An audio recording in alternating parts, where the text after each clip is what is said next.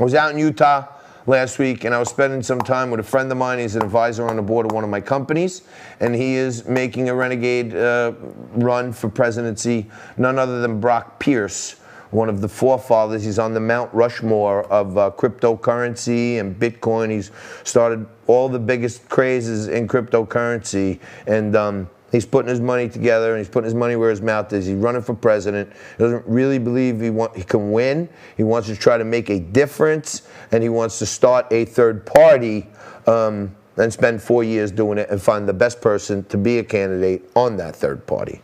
Okay, so that's what I was doing in Utah. Many people were asking me. I'm helping out on Brock's campaign with a little strategy and understanding the goals. And somebody who knows as much about a movement as anyone I know joins me right now, Michael Johns. He's a policy analyst, writer, former speechwriter for President George H.W. Bush, and of course one of the co-founders of the Tea Party movement.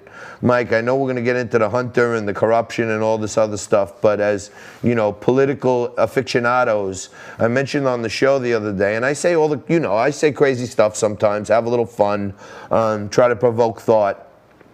I said there were 1,200 candidates for president, and I got some of the most feedback I've got on many things, saying that I'm wrong, I'm crazy, why would I say something like that? It isn't true. But many people in this country don't even realize that there are over 1,000 people running for president. Yeah, most of them are on ballots in more than a state or two. But I think, I listened with interest to your opening there. I think you raised some very legitimate points that echo my own. And that is that, there's nothing really unpatriotic or unconstitutional in us suggesting that the two-party system in this country might have worked well for a long period of time. And maybe it's reached the point where it's time to hit the restart button. I would like to see, as you just said, more candidates. I would like to see less contention between individuals because of the letter behind their name and the party with which they affiliate, and see no reason that we need to have this complete stalemate in American politics. It should be a competition for the best ideas and the best candidates, and that means, maybe starting to think anew about it. So that's to be continued. Yeah, well, no doubt about it. Frank Morano, my erstwhile partner and producer, I don't remember the country or the exercise, but there was some nation that did this exercise, or they chose their legislators by random choice. They just, every 2 years, picked out of a hat, like a lottery, who the legislators would be from all walks of life, all races, all creeds. And it's almost like to the point now where we want to go back to legislators being part-time, states having some rights, and just let the people decide. There's so many ways, and to me it's so divisive because you're concentrated in two parties. So you have to either be with them or against them now.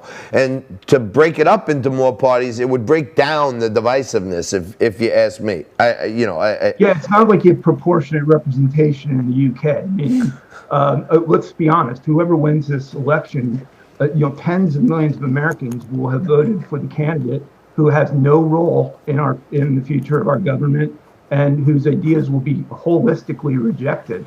I'm not a huge believer in third-party candidacies, like on our side.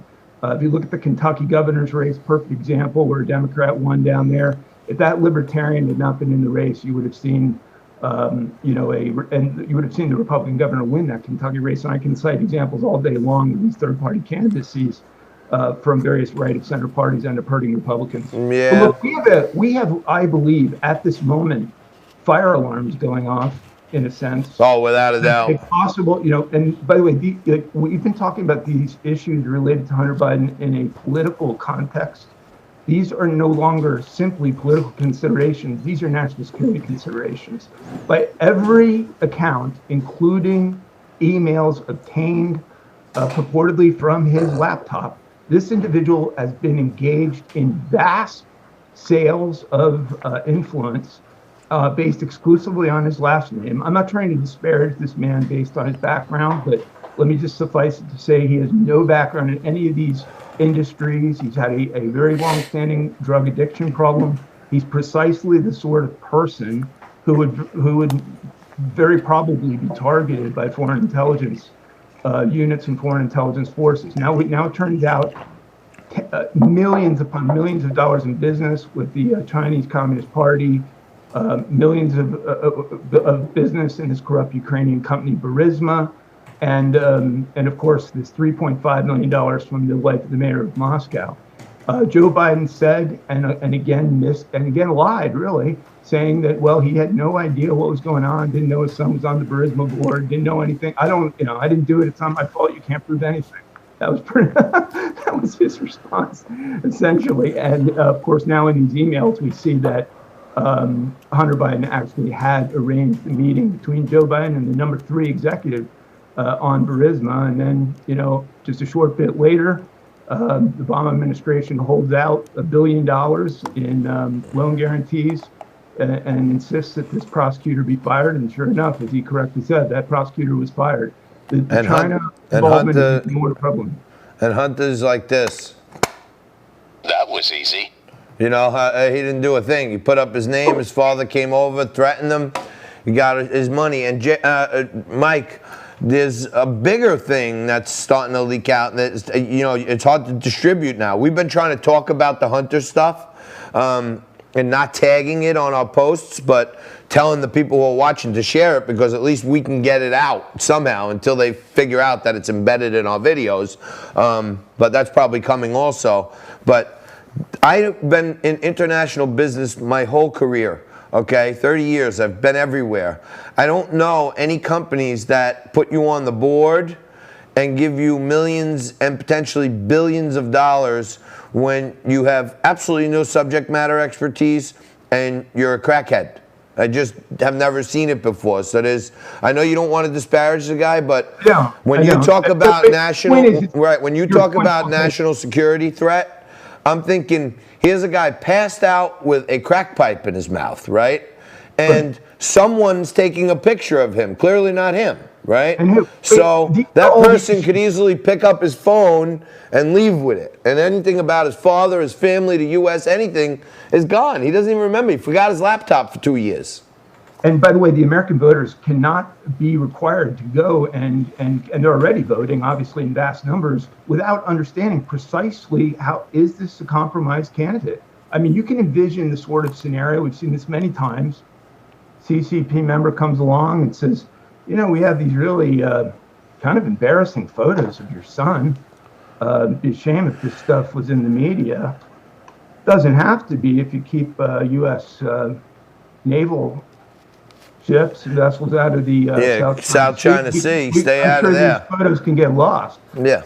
So, by the way, that credit line we opened up at your favorite bank in Delaware, your son and your brother and the wife, that they're all booking trips and everything else, we don't want to float that out either.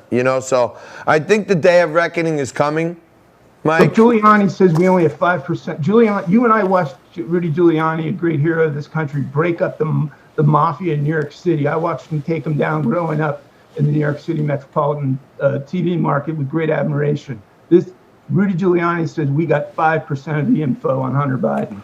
My point is get that information out there. I appreciate that the FBI has the laptop and the hard drive, but the American people need to know precisely what other financial arrangements did Joe Biden's family engage in? What other countries is he potentially beholden to, pay-to-play arrangements with? Because that compromises American security, it compromises American foreign policy, and voters, just to start with the issue of voters need to know right now, and those questions need to be asked.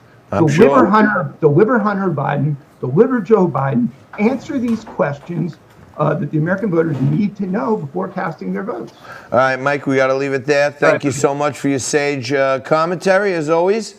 Have a wonderful weekend, my brother, and we'll keep fighting the good fight.